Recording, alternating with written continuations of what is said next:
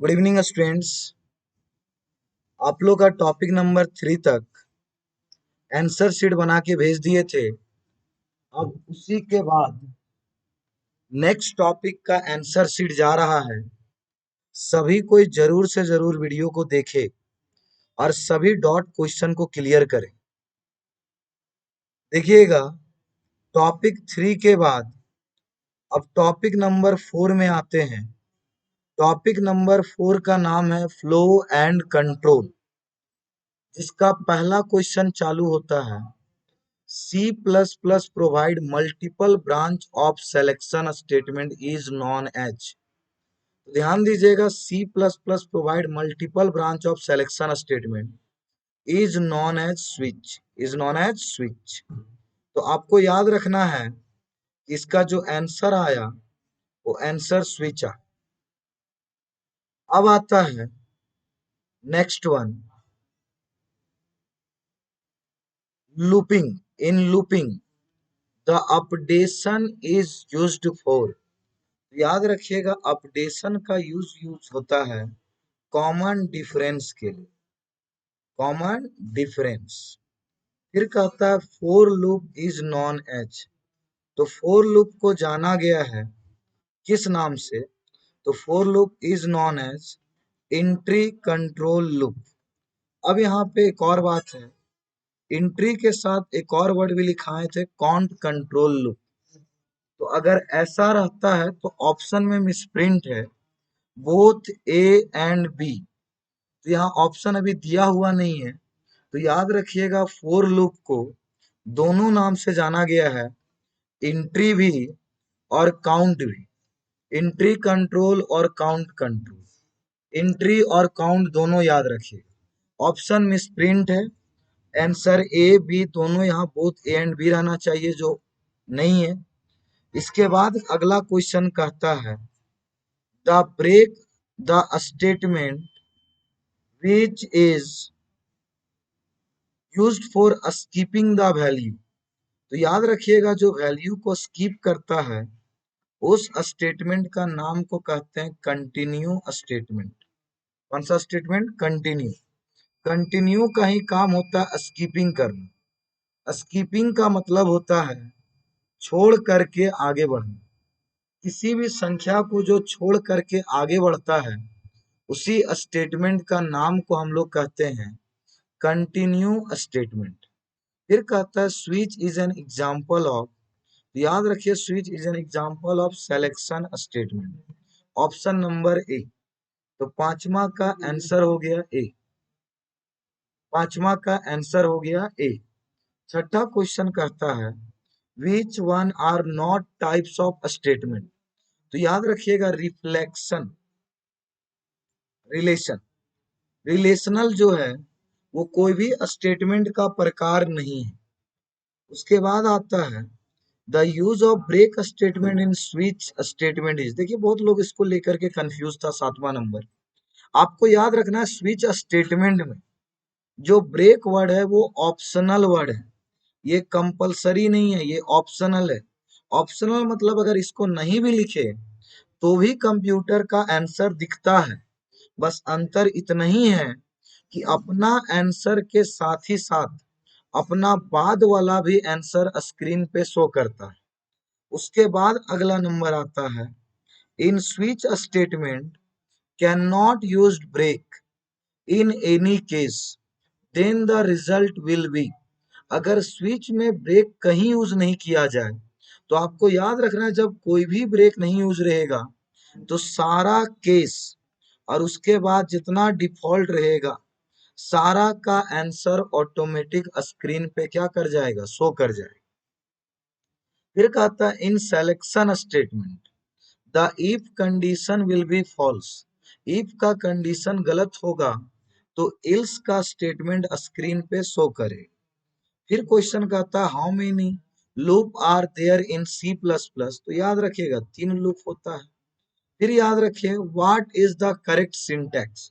इसमें याद रखिए सिंटैक्स फॉर लूप वाला याद रखना, for loop, initialization, condition, updation. तो पहला ही नंबर आंसर सही है और ये बाकी का जो आंसर है वो ध्यान रखिएगा। इसमें देखिए सेमी कॉलन है, यहाँ कॉमा वर्ड यूज हुआ है, कॉमा के कारण ये गलत हो। अब इसमें देखिए for loop, updation, condition, initialization, इसमें लिखा हुआ ये स्टेटमेंट गलत है, जिसके कारण ऑप्शन नंबर ए हो जाएगा। तो याद रखिएगा इसका आंसर होगा ऑप्शन नंबर ए। अब उसके बाद कहता है 12 number question, in switch statement which statement is known as looping और लूप। तो आपको याद रखना है iteration statement is known as looping और लूप। फिर कहता है which looping is used for check the condition bottom of the program. याद रखिएगा do while loop is check the condition bottom of the program, जो टॉप में करता है उसको व्हाइल लूप कहते हैं। फिर कहता है the statement I plus plus is equal to, तो ध्यान से समझिएगा आई प्लस प्लस किसके बराबर, आई प्लस प्लस मतलब एक जोड़ना, हमको इसको लिख सकते थे प्लस प्लस आई का भी मतलब एक ही जोड़ना होता है। अब यहाँ पे स्टेटमेंट में थे कहीं आई प्लस प्लस आई तो नहीं दिया हुआ है, तो इसको समझेंगे। अगर हमको 5 जोड़ना रहता था तो 5 जोड़ने के लिए हम लोग लिखते थे आई प्लस इक्वल टू 5। अब उसी तरह से हमको केवल एक जोड़ना है, तो एक जोड़ने के लिए अब और क्या लिखेंगे आई प्लस इक्वल टू 1, बस यही सही है, बाकी सब गलत। फिर कहता है what is true about the loop structure.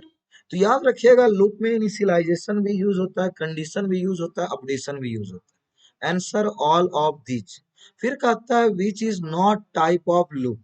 तो याद रखिएगा switch, switch is a selection statement, switch कोई लूप का प्रकार नहीं है। Which of the following loop inside contain another loop. एक लूप के अंदर अगर दूसरा लूप को रखता है तो उस लूप का नाम को कहते हैं नेस्टेड लूप। क्या बोलिएगा नेस्टेड लूप, वर्ड याद रखिए नेस्टेड लूप। फिर कहता है while loop is known as, तो व्हाइल लूप को जाना गया है एंट्री कंट्रोल लूप।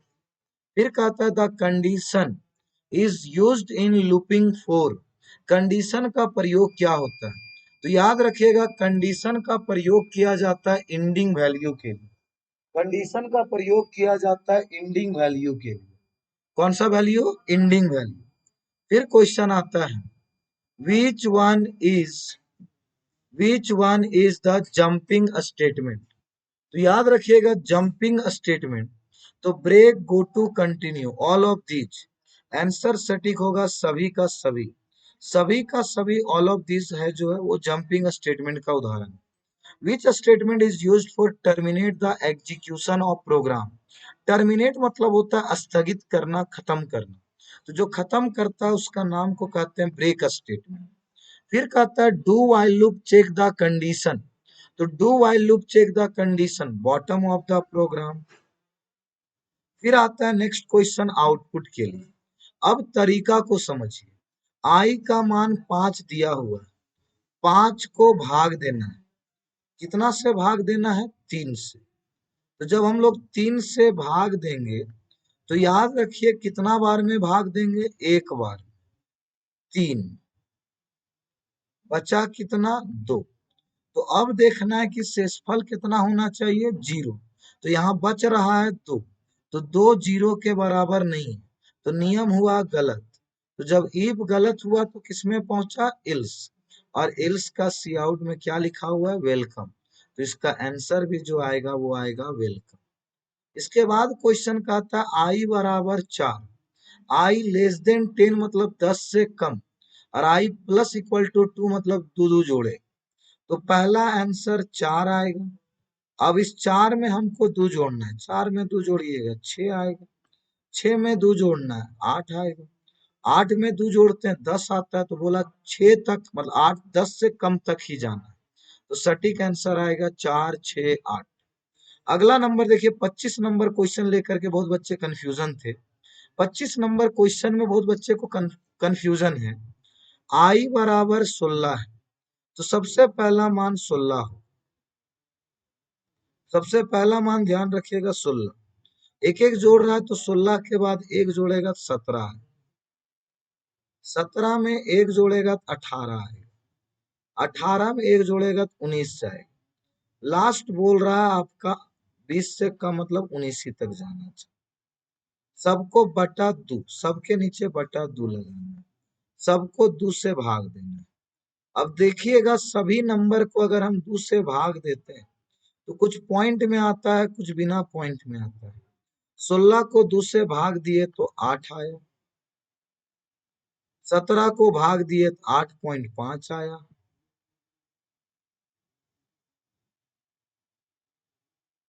18 भाग देंगे तो 9 आएगा, और 19 में 9.5 आएगा। अब आपको समझना है पॉइंट वाला नंबर दिखवे नहीं करे, तो बताइए पॉइंट वाला नंबर नहीं दिखाएगा तो यहाँ कितना दिखाएगा? 8।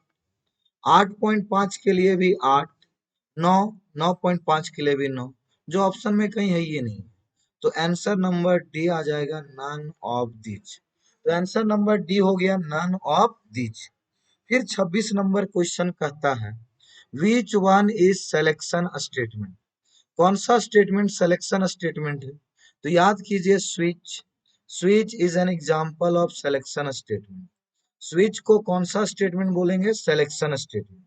फिर क्वेश्चन कहता है the statement that repeat the condition. Repeat मतलब अपना चीजों को जो बार बार दोहराएगा। Until the given condition is fulfil, जब तक दिया गया कंडीशन पूरी तरीका से समाप्त ना हो जाए। तो इस स्टेटमेंट का नाम को हम लोग कहते हैं इटीरेशन स्टेटमेंट। कौन सा स्टेटमेंट? Iteration statement.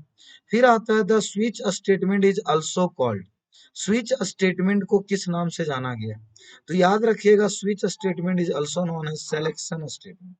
ये स्विच स्टेटमेंट जो प्रकार है वो सिलेक्शन स्टेटमेंट है। फिर क्वेश्चन कहता है is called exit check loop. तो याद रखिएगा do while loop is known as exit check loop. Do while loop को कहा गया एग्जिट चेक लूप। उसके बाद क्वेश्चन आता है जिसका नाम है what will be the output, जिसमें एक आई का मान है 5 से लेकर 10 तक। बारी बारी एक एक जोड़ने बोला। दिया हुआ है सम बराबर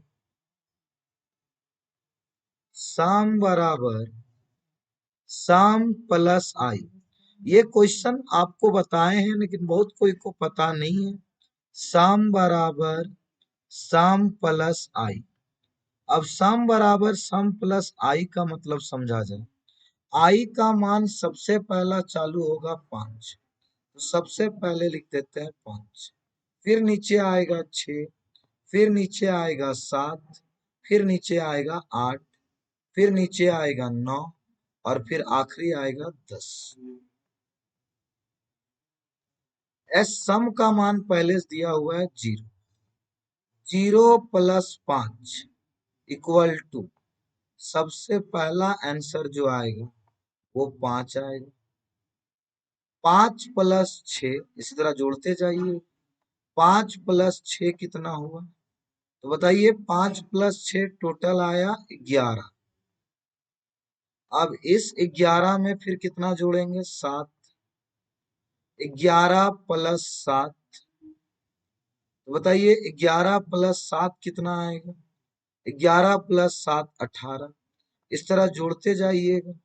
18 प्लस 8, 18 प्लस 8 26, 26 प्लस 9, 26 प्लस 9 35, और 35 प्लस 10, 35 प्लस 10 आया 45। तो याद रखिएगा 45 आया। तो आपको बस इतना ही समझना है, ये आंसर 5, 11, 18, 26, 35, 45, ऑप्शन नंबर बी। इसका सटीक आंसर हो गया ऑप्शन नंबर बी। फिर कहता है what is the effect of written a break statement inside a loop. बोल रहा अगर ब्रेक को हम लूप के अंदर लिखेंगे तो क्या समस्या उत्पन्न होगी। तो आपको बताए थे अगर 1 से लेकर 10 तक लूप चल रहा है और 5 में ही ब्रेक लगा देंगे तो उसके बाद वो पढ़ेगा नहीं, वही काम करना बंद कर जाएगा। यही इसका आंसर है, इट कैंसल रिमेनिंग इटरेशन। मतलब जहां तक इफ दिया रहेगा, जहां तक ब्रेक लगा रहेगा वहां तक आंसर आएगा और उसके बाद ऑटोमेटिक काम करना बंद कर देगा। फिर क्वेश्चन है the loop that can not stop is known as. वैसा लूप जो कभी खत्म ही ना हो, उस लूप का नाम को कहते हैं infinite loop. Infinite loop.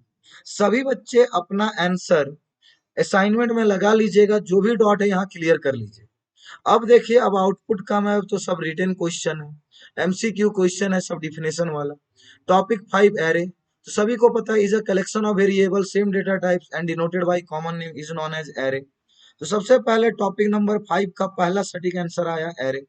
Array index is started with 0। Each element in array has unique index, ये चीज याद रखिए। हर एक एरे का एलिमेंट का यूनिक इंडेक्स मतलब हर का पोजीशन यूनिक होता है, किसी का पोजीशन किसी दूसरे से मैच नहीं करेगा। फिर कहता है कौन सा करेक्ट एरे है, तो याद रखिएगा इंट एरे 10 सेमी कॉलम, ये इसका सटीक आंसर है, क्योंकि बाकी सब जो लिखा हुआ है कहीं ना कहीं मिस्टेक है। कहता है द लास्ट एलिमेंट, अगर 50 गो एलिमेंट है तो बताए थे एरे का पोजीशन चालू होता है 0 से और खत्म होता है n-1। तो 50 दिया रहेगा तो लास्ट जाएगा 49 तक। 50 दिया हुआ है चालू होगा 0 से। 10/6 दिया हुआ है तो टोटल एलिमेंट होगा 60। आपको पता होना चाहिए 10 और 6 गुना कर दीजिए तो टोटल एलिमेंट 60 निकल जाता। Two dimensional array is consider as matrix. One dimensional array is always consider as linear. 1D array linear structure में रहता है, 2D एरे मैट्रिक्स में रहता है। फिर कहता है टू डायमेंशनल एरेज, बहुत लोग इसमें भी कंफ्यूज है। Multiple row and multiple column, बहुत सारा रो एंड बहुत सारा column. How many types of array, तो आपको याद होना चाहिए there are two types of array, one dimensional array and two dimensional array. फिर कहता है which one is true format of two dimensional array, तो याद रखिएगा सटीक आंसर सी नंबर होगा, क्योंकि इसका मैट्रिक्स का फॉर्म हर बॉक्स का रो और कॉलम का अलग अलग होता है। 12 क्वेश्चन के साथ एरे का भी क्वेश्चन समाप्त हुआ। टॉपिक 7 जिसका नाम है structure. Structure is a group of different data types. Keyword is a structure of struct, सभी को पता होना चाहिए स्ट्रक्चर का keyword struct. Structure define only data member, important question. Structure का सेक्टर कैसा होता है, पब्लिक। और शॉर्ट स्ट्रक्चर नेम से जो काम होता है, इस काम को हम लोग कहते हैं डेटा मेंबर। क्या नाम बोलिएगा, डेटा मेंबर। क्या नाम बोलिएगा, डेटा मेंबर। अब कुछ क्वेश्चन और बचा है टॉपिक 7 का, देख लीजिए। बैटरी भी थोड़ा लो हो गया है, तब पर भी बता दे रहे हैं। There are types of function are used, तो याद रखिएगा there are two types of function. दो प्रकार का फंक्शन यूज होता है सी प्लस प्लस में, built-in function, user defined function. The symbol of function is parenthesis, the symbol of function is parenthesis। which of the following is a type of function are used in C++? both A and B, built-in function or user defined function। built-in function is also known as user defined function, sorry, built-in function is also known as predefined function। the POW is an example of, तो पाव जो उदाहरण है, the pow is an example of, तो pow को ध्यान दीजिएगा, पाव जो पहले से कंप्यूटर में रिजर्व है, तो पाव को बोलिएगा बिल्ट इन फंक्शन।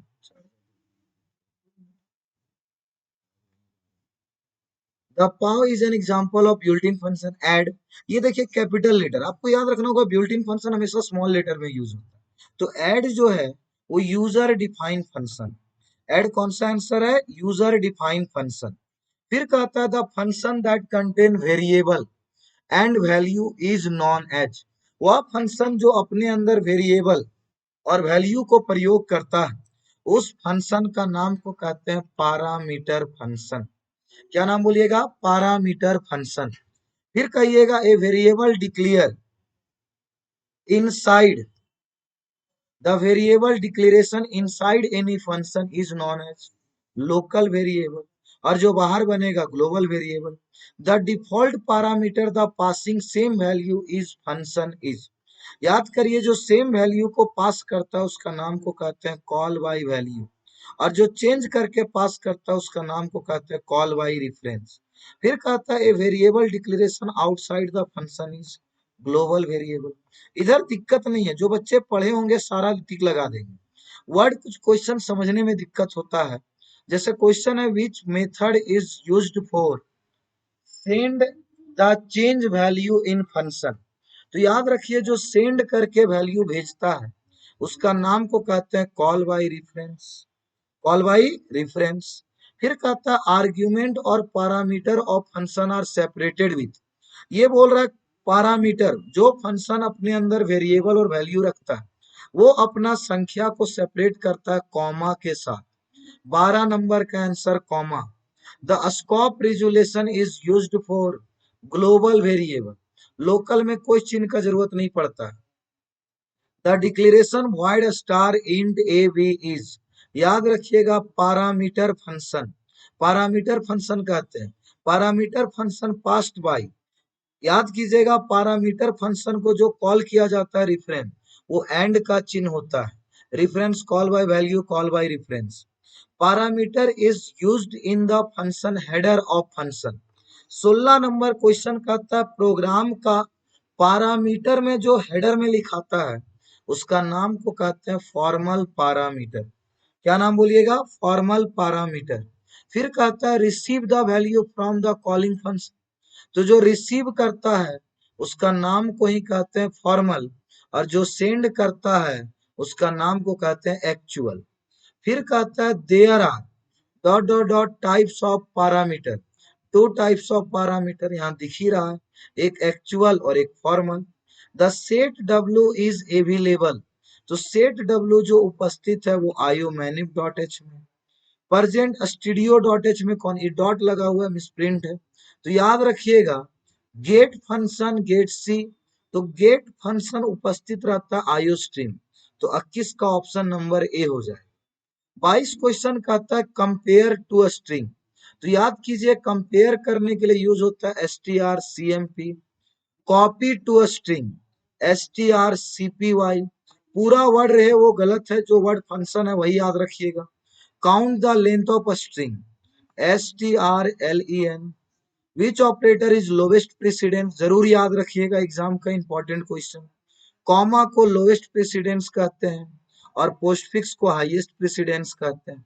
फिर कहता है S T R C M P, misprint S T R छूट गया है, तो याद रखिएगा जिस फंक्शन के आगे एस टी आर लगा रहे वो हर उपस्थित होता है स्ट्रिंग डॉट एच के अंदर। इसके बाद कुछ क्वेश्चन है इज अपर, इज अपर उपस्थित रहता है सी टाइप डॉट एच के अंदर। In C plus plus programming string cat C A T, याद रखिएगा सी ए टी का मतलब होता है कनकेटिनेट टू अ स्ट्रिंग, और S T R C M P का मतलब होता है कंपेयर टू अ स्ट्रिंग। देखिए सभी क्वेश्चन हम आपको एक एक करके बता दिए। टेस्ट का शेड्यूल आपको पता है कल छोड़ के परसों है, कुछ क्वेश्चन और बता दे रहे हैं, जरूर एक बार वीडियो देख लीजिएगा और आंसरों को सभी को टिक लगा लीजिएगा। तो 2 मिनट और ध्यान दीजिएगा। प्रीवियस ईयर का कुछ क्वेश्चन दो तीन बता दे रहे हैं। मेन इज अ, तो मेन क्या है, तो main is a function.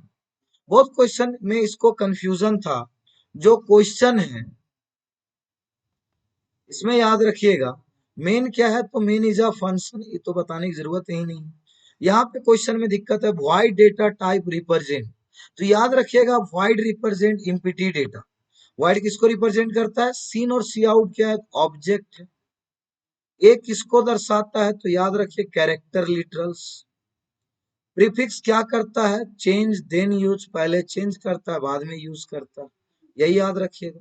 Change then use, पहले चेंज करेगा और बाद में उसको क्या करेगा, यूज करेगा। पहले चेंज करना है फिर यूज करना है, उसी का नाम को यहाँ पे कहा गया चेंज देन यूज। तो आंसर याद रखिएगा, आंसर हो जाएगा चेंज देन यूज।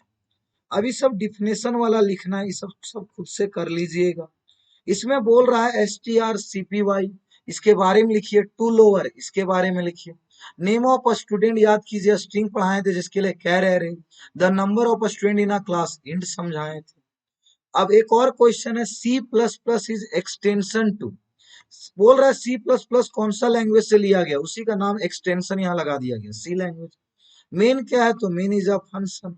अब बोल रहा है if function does not return type, इसका सटीक आंसर है void। void does not return type, ये याद रखिए। फिर कहता है डेटा टाइप नेवर चेंज, तो याद रखिए लिटरल्स कहते हैं। सिंगल स्लाइस ए का काम क्या होता है, ऑडिबल साउंड। कैरेक्टर इसमें मिसप्रिंट है, ऑप्शन सी ही होना चाहिए, लेकिन डबल इन्वर्टेड कॉमा लग गया जिसके कारण अभी ये गलत होकर के ऑप्शन नंबर डी में पहुंच गया। लेकिन अगर दोनों तरफ सिंगल इन्वर्टेड कॉमा रहता तो ये सही होता। सिंगल लाइन कमेंट किसको कहते हैं, तो बी नंबर ऑप्शन याद रखिए, बी का नाम को सिंगल लाइन कमेंट कहते हैं। फिर कहता है the prefix increment decrement operator, change then use. फिर कहता है एक्सप्रेशन है, 6 दिया हुआ है, यहाँ 5 मान दिया हुआ है, 5 में जोड़िए, 6 पचे 30, 30 को 6 से भाग दीजिए, शेषफल आएगा 0। फिर है सेट ऑफ लॉजिकल ऑपरेटर, तो याद रखिए लॉजिकल ऑपरेटर किसको कहते हैं, एंड और not. Array index started with 0। Loop बोल रहा है चालू 1 से हो रहा है, लास्ट 10 से कम, मतलब 9 तक जा रहा है। सेमी कॉलन रहता है तो कहता है कि जहां तक जा रहा है उसके बाद, तो 9 तक जा रहा है, 9 में 1 जोड़ देगा तो कितना हो जाएगा, 10। इसका सटीक आंसर 10 आ गया। The do while loop is, तो याद रखिए the do while loop is, do while loop को क्या कहा गया है, तो याद रखिए do while loop is known as exit control loop. S T R, ये स्पेलिंग मिस्टेक हो गया है, यहां रहना चाहिए S T R L E N, S T R L E N. तो याद रखिएगा S T R L E N का यूज होता है count the length of string. और अब एक क्वेश्चन है, which of the following exertion, अभी का हम पहला वीडियो समझाए थे इंसर्शन और एक्सर्शन।